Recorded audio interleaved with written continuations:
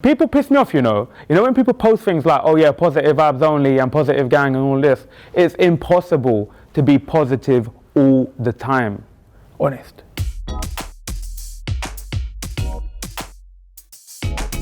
You have to protect your mind. It's really important. Too many of us are on social media before we brushed our teeth. We're in our bed, we're just scrolling, looking at things, and subconsciously we don't even realize, but we end up comparing ourselves to a bunch of things. Wise man once told me, all comparisons lead to unhappiness. A bunch of things are trying to access this. So it's very important we learn to protect it. Here's my 5 tips as to how you can protect your mind. Number 1, be honest with yourself. It's alright to say how you're feeling, and it's also okay to say no to certain things. Listen, me, I ain't gonna lie, I say no to a bunch of things these days. I'm not looking to go to no dinners, to spend any money with a bunch of people I don't really know that well, with food I don't really like. Honesty is really important. You are allowed to feel sad, anxious, angry, upset. You can feel a wide range of emotions, and that doesn't mean you're being negative, it means you're being human. Step 2, recognizing what affects your mind. It's really important. I went to CBT, that stands for Cognitive Behavioral Therapy, where you understand how your thoughts impact your feelings and how your feelings impact your actions. If you can identify the things in your life that are affecting you, you have more of a chance of addressing them and dealing with the issues. Here's what affects me. If I don't talk about how I'm feeling and I keep it bottled up inside and something wrong happens, I would then link that problem to every other problem in my life. So I could have dropped my phone and the screen smashed, had a really bad day at work, and then come home and found that the fridge is empty. One thing I need to realize is every problem I have in my life is an individualistic problem, and they're not linked to one another. And that's something I do to myself quite often, is overwhelm myself with situations that life presents me with. The world of social media, we have this online playground where we all like to present the perfect images of ourselves. That really affects me.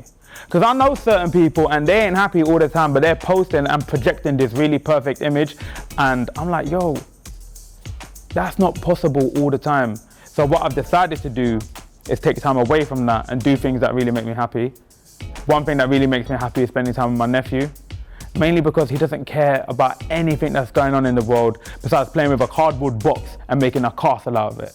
Step 3, disconnecting daily. Sometimes it's really important for us to unplug ourselves from what's going on in the world. Modern life, the way it is, it's moving 100 miles an hour, 24 hours a day, 7 days a week. We consume a lot, we eat a lot, and we don't really do much. So it's important we take time for ourselves, we make time to sleep, we make time to think, and we make time to get physical and get active. Number 4, connect with something that you, and only you, love. This could be anything.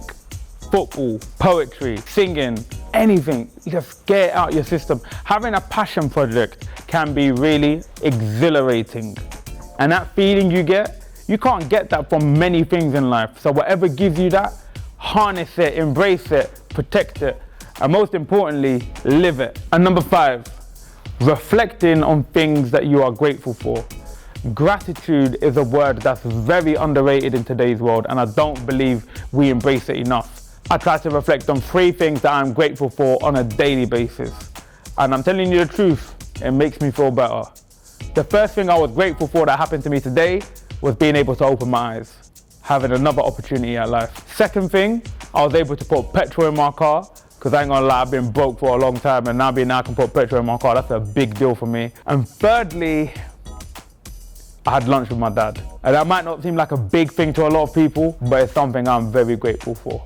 Congratulate yourself and be proud of how far you've come on this journey of life. I'm Hussain Manawer. That was my first steps into protecting your mind.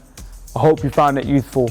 Let's be the generation to change the narrative. Let's help each other and be kind. UOKM8. Let's talk mental health.